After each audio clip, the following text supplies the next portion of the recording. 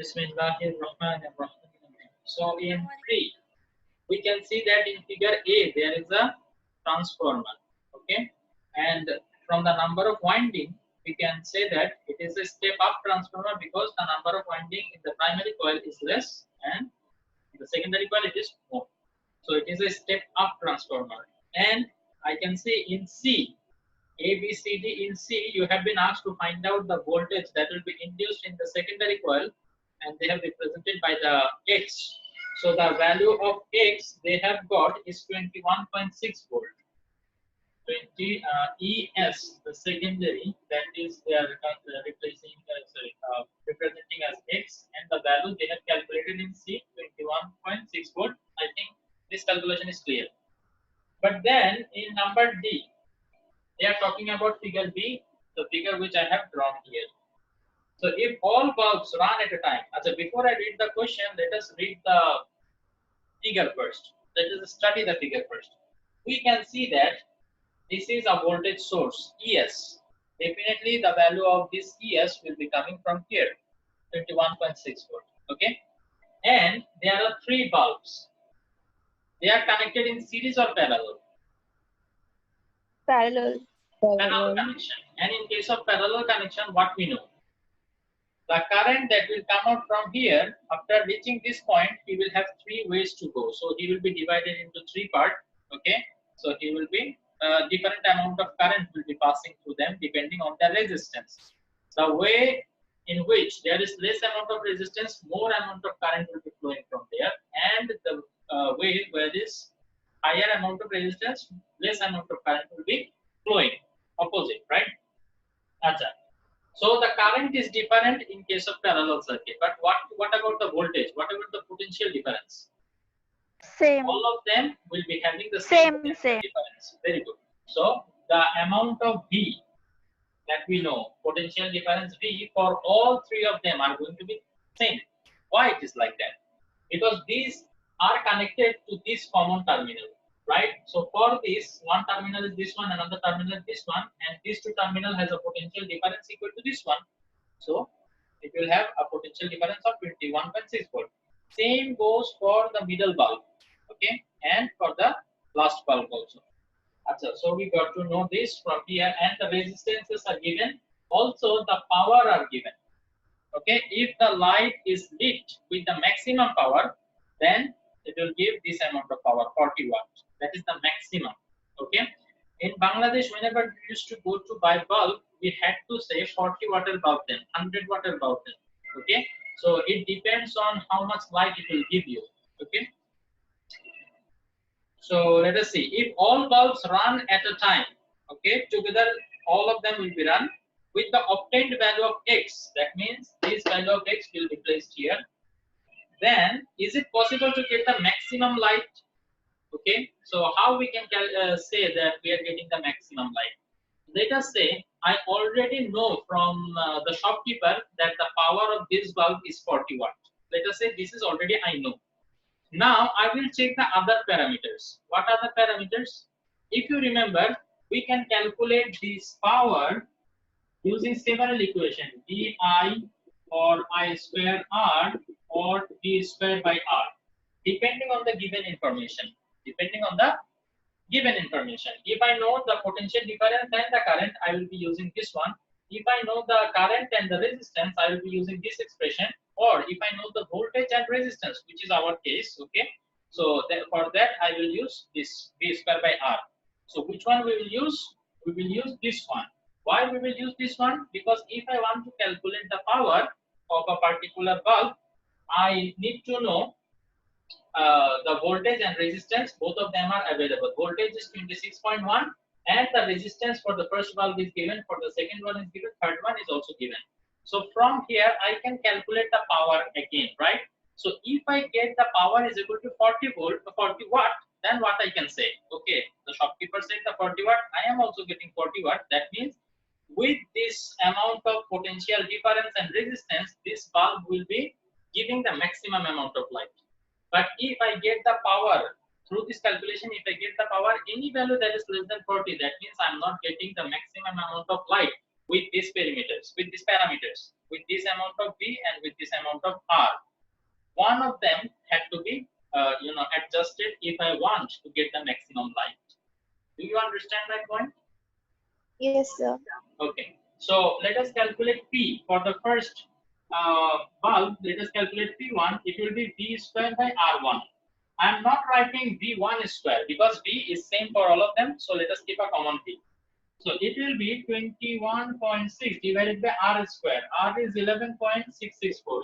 11.664. So if you calculate this one, you will be getting P1. And the calculation that is done here, it says that we will get inshallah 40 watt. So as I am getting the power that is equal to the given power already, that means I am getting the maximum amount of light with this voltage and resistance. Okay. Now can you repeat the similar operation for bulb 2 and 3? Yes, sir. And if you get that it is equal to 60 watt or 100 watt, then you can say that okay, we are getting the maximum amount of light from every bulb. But if you get any value less than that, then you can say no, we are not getting. Okay, so this is what they are asking. Achha. Now, number 4. Number 4, actually, I can see that two magnetic pole are there, North Pole and South Pole, and one electrical line is passing between them.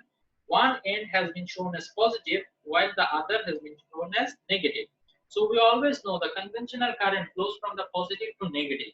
We know the magnetic field lines start from north and end at south. Okay, so we know the direction of magnetic field and we know the direction of current.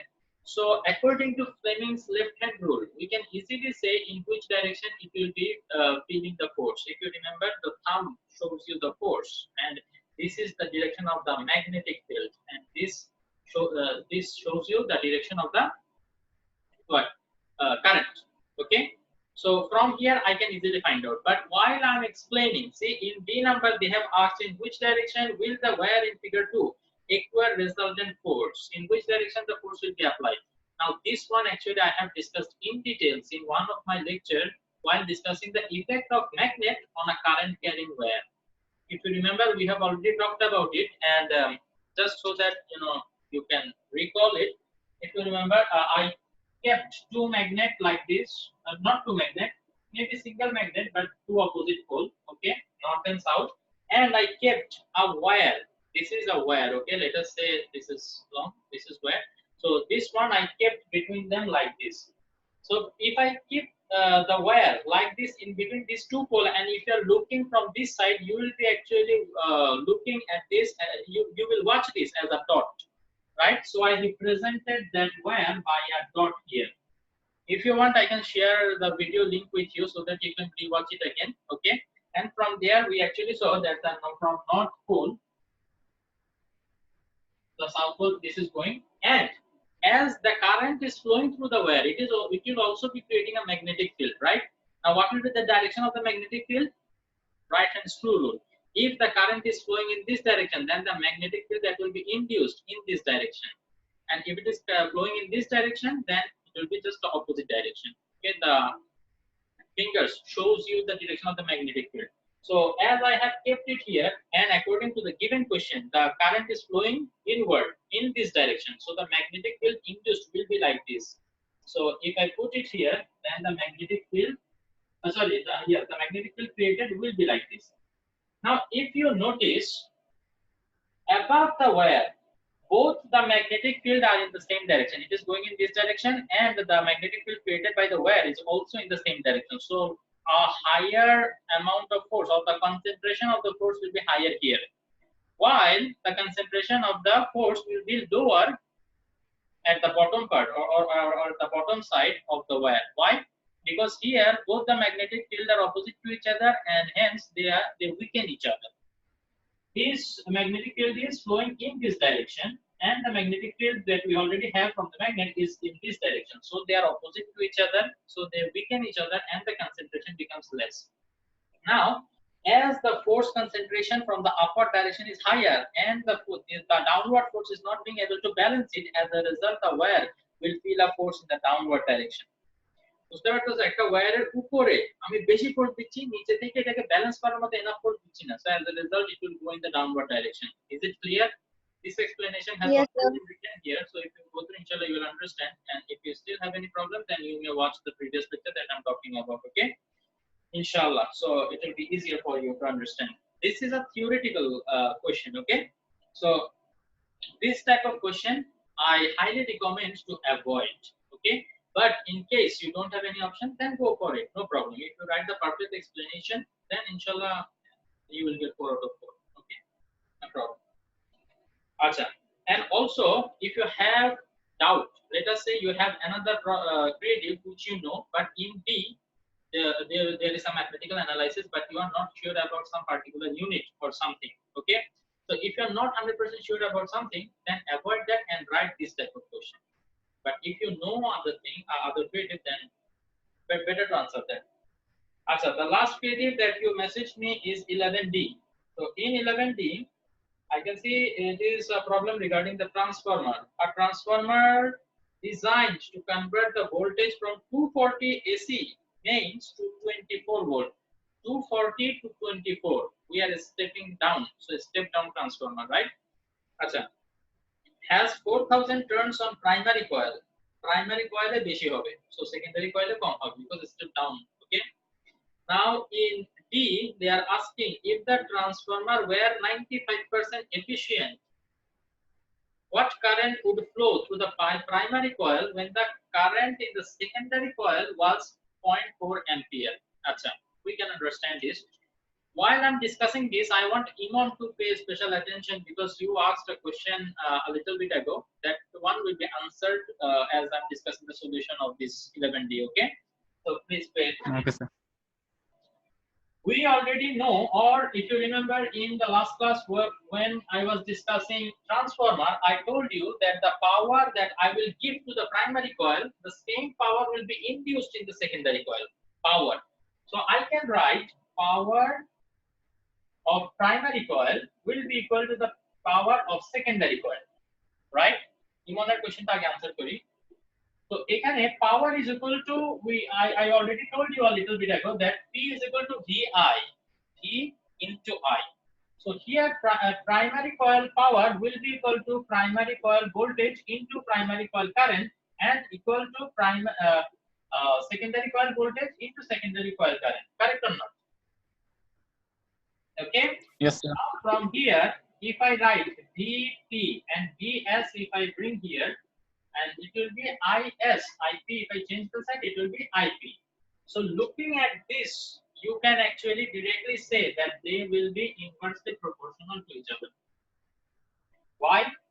Because if they were directly proportional, here we have VP in the numerator, here we would have IP in the numerator. VP, IP. And VSIS. So corresponding গুলো যদি আসলে same জায়গায় থাকে তাইলে তখন আমরা বুঝি এটা হচ্ছে কি directly proportional relation. That means if one is doubled, the other one also will get doubled. But এখানে দেখো জিনিসটা same না. VP by VS is equal to IS by IP. So VP R IP same জায়গায় নেই. উল্টা এটা. তো এই জন্য এটা হচ্ছে কি? বলো? Inversely proportional. That means if you double the voltage, the current will be getting half. Now this might sound a little bit conflicting with what we have studied or what we get to know from Ohm's law. In Ohm's law, we know that the amount of current flowing is directly proportional to the potential difference of the two ends of the conductor. Now this is in case of a single conductor, but here we are talking about actually the induced voltage. We are giving a power to something, same amount of power in this induced. Okay, so if you want the voltage, if the voltage you are giving less amount of voltage and getting higher amount of voltage, so what will happen?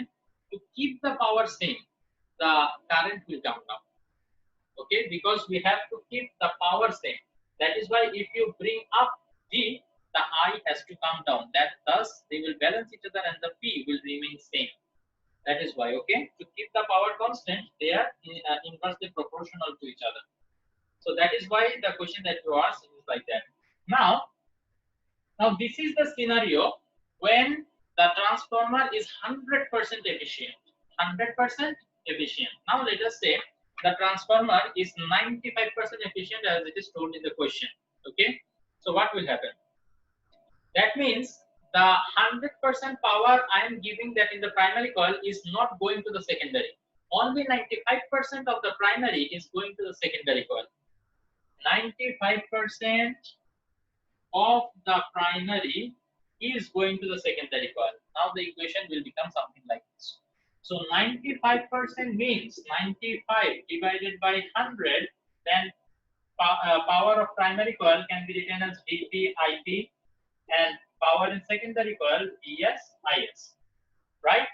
As it is 95% efficient, that means in the secondary we will get 95% of the primary. Now we will not get from the 100, will not get 100% from the primary. Okay, so that is why we have to write 95% here if the efficiency is given. Achha. So here Vp, which of the values given?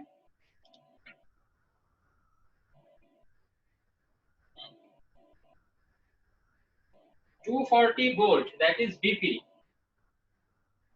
Ip is something we have to calculate. I guess primary, yes, primary coil e কতটুকু তোমার current আসবে সেটা তোমার calculate করতে হবে। Vs, voltage in secondary coil, that is 24. We go from 240 to 24, then into Is, this is 0.4 given in the question. Then 95 by 100. Okay, so in this equation you can see that other than Ip, every other quantity you know, so you can find out the value of Ip. Can you? Yes, sir. Okay, so if you have any doubt in this line, then I might explain it in a different way. But if in case you have doubt yet, you understood this line? Yes, sir, I did. Yes, sir. Okay, great. Yes, sir. Generally, we know actually the efficiency to be equal to power output divided by power input. If you take a look here, efficiency is equal to power output divided by power input. Now we give input in primary coil, right?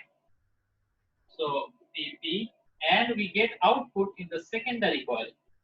Then if you cross multiply, then it will be eta into Pp is equal to Ps. That brings us to this line. Eta is 95%, Pp is there, and Ps is there. So those who are having a hard time understanding this line, you may do it like this. Anyone is okay. So inshallah, in the next class, I will be discussing about your doubts from 12 to 22, inshallah. Okay. So then we will be done with this chapter, and after that we will start taking MCQ on the modern physics chapter. In modern physics chapter, actually there is nothing much to discuss. That is why actually what you can do rather, I would suggest you that in modern physics, let us say there is a topic of X-ray. See a video of X-ray in YouTube. Okay, that will give you much of an idea that what X-ray is actually. We are familiar with X-ray, but we don't know what it is and how it is produced. So you may watch a video or two. Okay, then inshallah I will be announcing the date of MCQ test for that. Okay, after we are done with MCQ test, we will have completed the portion for the physics for the SSC exam. So what we need to do after that is only revision. Okay, so thank you very much. I will see you on Sunday, inshallah. Do you have any questions to ask before I end the class, end today's class? Sir, I have a question. No, Like, sir. on the revision, will you start from the beginning? হ্যাঁ, কোনটা? Revision থেকে আমাদেরকে like motion chapter থেকে শুরু করবেন আবার? এটা তোমরা আমাকে বলো রিভিশনটা কিভাবে দিলে তোমাদের জন্য ভালো হবে, সেটা তোমরা জানাচ্ছ। আমি ভিডিওটা এখানে সব